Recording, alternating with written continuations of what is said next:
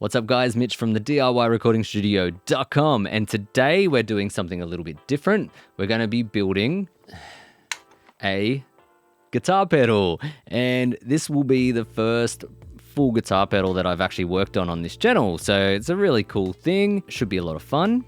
And where I got this pedal from was a company called PC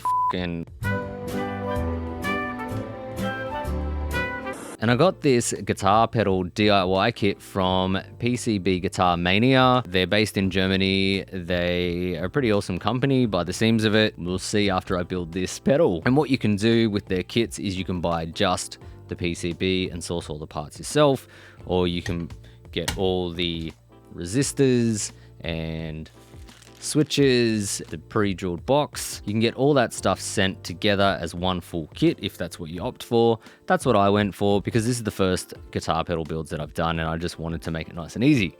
But you can do it very, very DIY if that's your jam.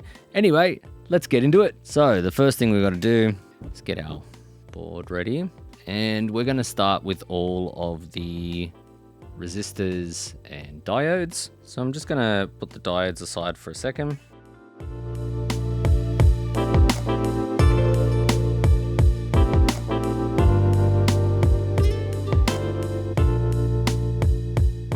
So that's all the resistors done, and then now I'm just gonna start soldering. And the main thing to remember when you're soldering is just to make sure your tip's hot. You clean it with some solder and you have a fan on, and you make sure you're getting rid of all those fumes.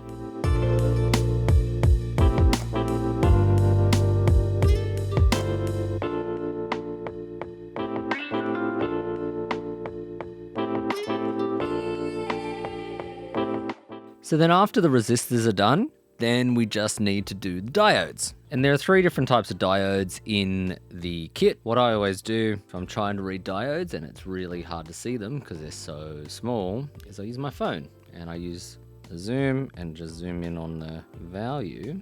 I just got this and then I can usually see it. They're the 4148s, I think. And the thing that you always want to make sure of with diodes is that this line here matches up with the line on the silk screen on the PCB. It's always a bit of a trick.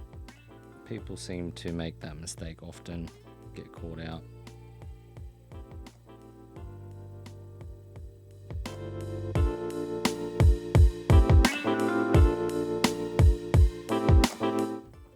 Alrighty, let's solder this sucker up, eh?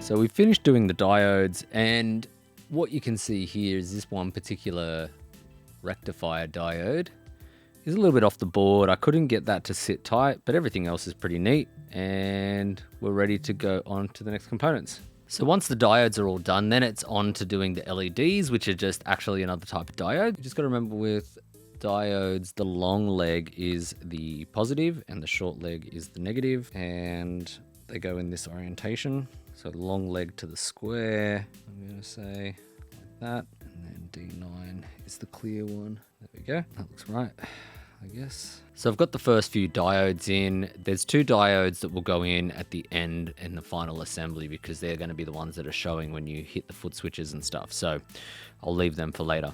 But let's solder the ones we've got now.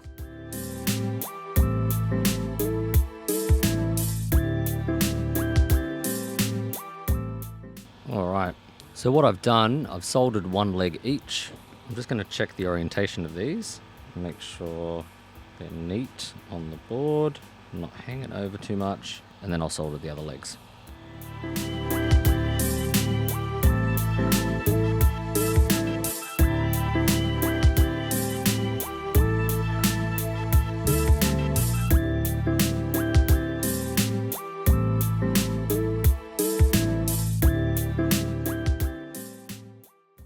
We've got to put in this socket, and we'll do the IC at the end. So there's this little IC socket there that needs to go in. On IC chips and IC sockets, there's usually this little tiny little divot.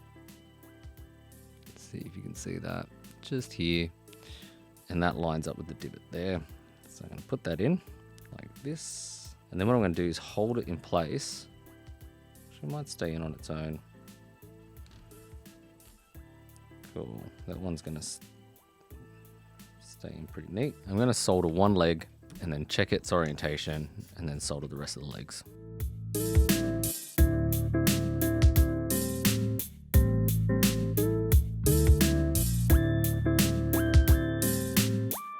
And nice and neat. 1, 2, 3, 4 headers. Cool. So what I do with any header is actually take the board out and hold it, little header in place, and I'll get a dollop of solder and just solder one of the legs and hold it so it's straight, because these wobble around, okay? They can be quite tricky to orientate straight. So I'll hold it in place, do one leg, and then I'll check the orientation and move it if I have to, and then solder all the other legs. You gotta be careful because the metal can conduct the heat and burn your finger, so you want to be nice and quick. Big dollop of solder, it's onto the easiest leg, dollop, like that. Careful not to burn your finger. Then you can check the orientation on the board is nice and flat, like that. And then if it's flat, you can do the rest of the legs. There we go. Nice and easy. Now you can use tape to do this. Sometimes people just use tape. I find if you use tape, they just wobble out anyway, and you have to resolder them and fix them.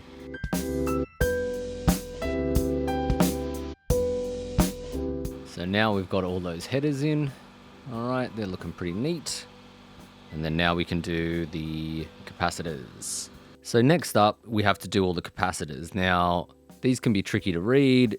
You should definitely look up a sheet on reading the values of capacitors if you're unsure. That's what I always tend to do. I'm just not that good at reading them. I've always got to have a sheet as a reminder. Anyway, you can usually figure what they are out by default by setting out all the ones that are the same, and then you'll know that like there's pairs of 3.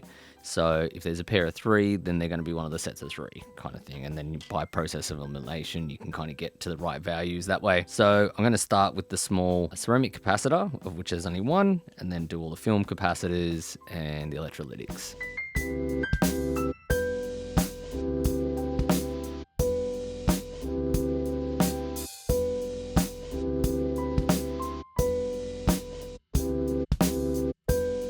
Now with these film capacitors, I do the same thing I did with the headers. I'll put them in place, hold them, and then flip the board and dab a bit of solder on the leg, and then check the orientation, and then fix them up after that. So just like that, hold it in place there.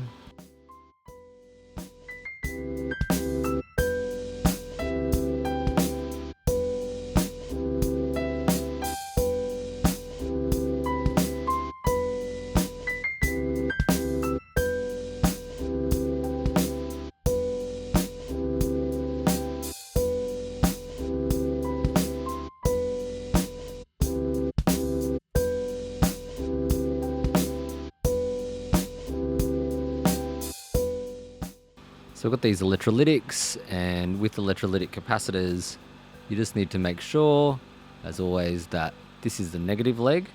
So it's got to line up with here. You have a square pad with a plus there, and same over on this side here. There's a square pad and a plus right there. Okay, and that little plus indicates that's the positive side. So the longer leg goes to the positive, smaller leg goes to the other side. Nice and easy. So pop those in. And same as the film capacitors, tip them over, do one leg, check the orientation, and then solder the other leg.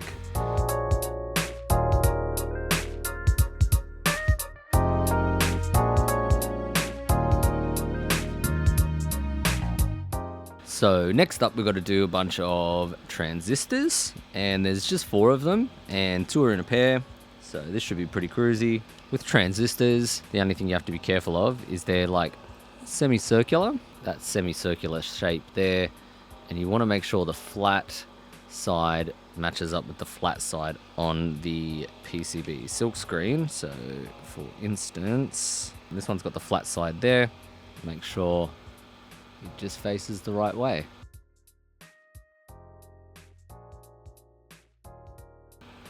And then we have all our transistors in. It's pretty good start. So I'm going to leave the IC chip for last. Just in previous builds I've done, they recommend that you put the IC chips in once you've done all your soldering. So I'm going to move on to all the switches. So I've got to put in a bunch of switches, then I'll place the IC, and I'll do the final LEDs that are going to be coming through the board as well when I do that as well.